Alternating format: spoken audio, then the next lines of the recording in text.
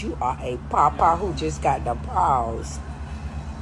Put on here. Drake. All right, y'all. I'm sorry this video is late, but y'all know life is lifing, and I appreciate y'all so much. Please like the video and subscribe. Now, we got a few things to talk about. Tia, Rick Ross' baby mama, she is responding to him calling her a granny because Rick Ross got in his feelings yesterday after she was flirting with Drake. I heard Marlon Wayans was trying to squash the Drake beef. We gonna get into all of that. Let's start with Kia. Listen here, ass whooping Willie. You better motherfucking chilly. Boy, I don't know who the fuck you calling a fucking granny when you having motherfucking babies while your child is having babies. Boy, every baby you been having is aunties and uncles by the time they days old. They can't even enjoy being a fucking newborn. Please tighten up with that granny shit. You got me fucked up, bitch. I am a grandmother, but bitch, you are a papa who just got the pause. Put on here. Why she? I'm gonna tell you something. That tongue be moving. Now, Rick, I'm sorry. I know that's your baby mama, but I'm just saying the tongue work look official. She be moving that thing left, right, up and down, diagonal. She need to come out with a tongue video or like some type of class to teach you how to use the tongue. Am I doing too much? Now, look, I'm one of the people that think Tia and Rick Ross need to get back together because obviously Rick still love that girl, getting jealous because she was atting Drake on Instagram. And Tia, she knows she loved that big boy. She loved that big boy back in the day. She still love him. That's why she can't stop talking about him. They in love. They need to go on a cruise and find their love again. Gotta find my way back to you, baby. Now, is everything she's saying true? Yes. And by the way, he calling her a granny. Ain't they about the same age? Now, I get it. Money do make you look younger. A lot of these older dudes out here, they got some money, so they be dating these 20-year-olds, so they feel like they about 30. But Rick, I know you got to be pushing 50. Am I tripping on that? Is Ricky Rose pushing 50? And if you was with her, like, if she a granny, you a granddaddy. I'm just saying, okay? I'm tired of this, man. We need to bring back black love. That's what y'all didn't know about Kevin Samuels. Kevin Samuels was all about black people getting together. But all y'all was paying attention to was when he was roasting girls. And I know he was roasting them, you know? But he was roasting dudes, too. I'm not going to get all into that, but Tia and Rick Ross, when y'all gonna find y'all love again, okay? Y'all need to get Usher to come through and sing a song or something. I'm tired of this.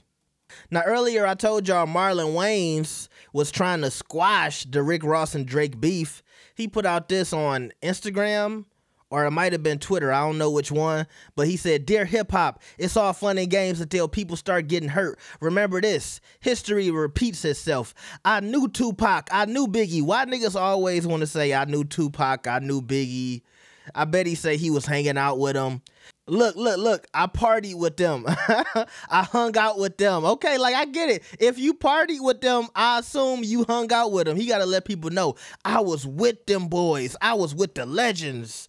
I'm just messing with you, Marlon. I know he trying to be serious. Saw them both 20 minutes before they got shot. Wow. Okay, that went left. Violence is real.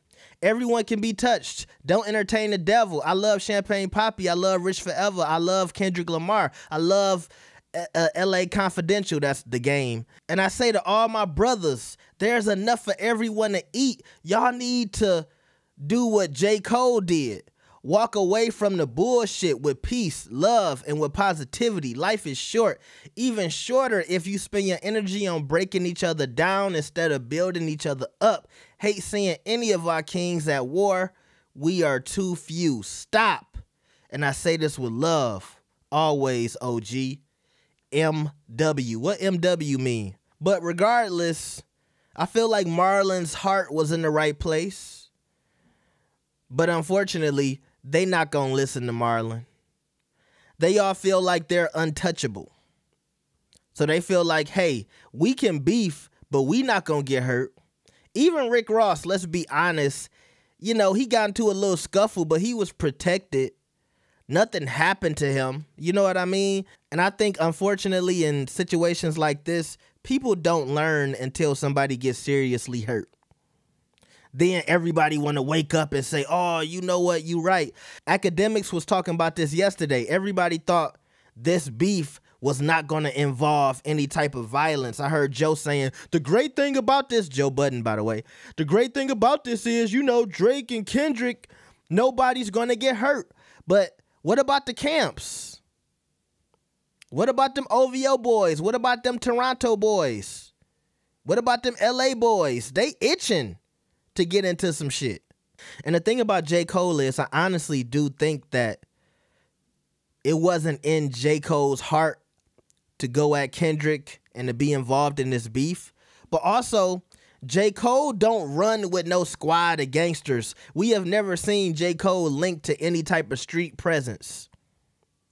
J. Cole be walking around by himself riding his bike. He went to the Tesla store the other day. They didn't even know who he was. That just goes to show you how low-key J. Cole is. As big as a star as he is, he moves around very humble. So yeah, I don't think the beefing thing is for him. I think he realized where this was gonna go and he said it's not for me.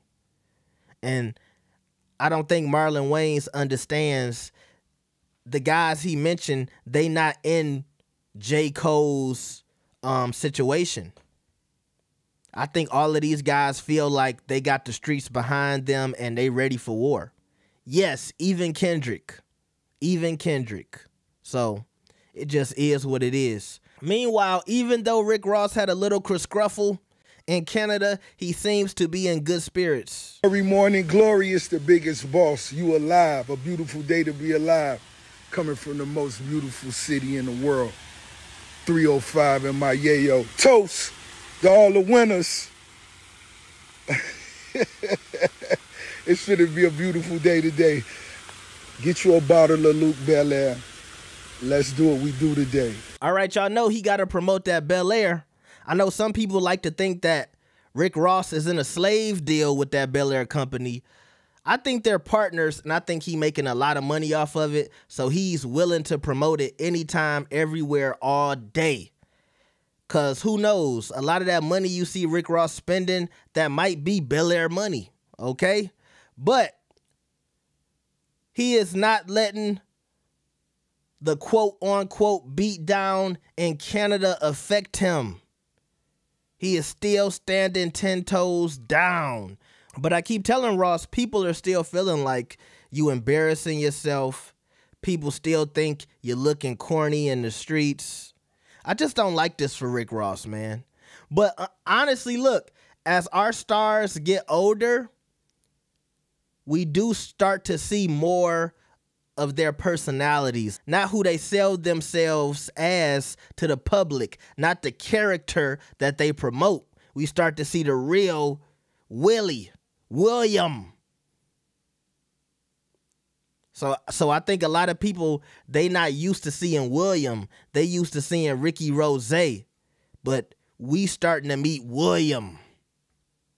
And William is a nigga who pushing 50, got some money, and yeah, he a little corny now. It is what it is. You got to embrace your oldness, okay? That's a fact.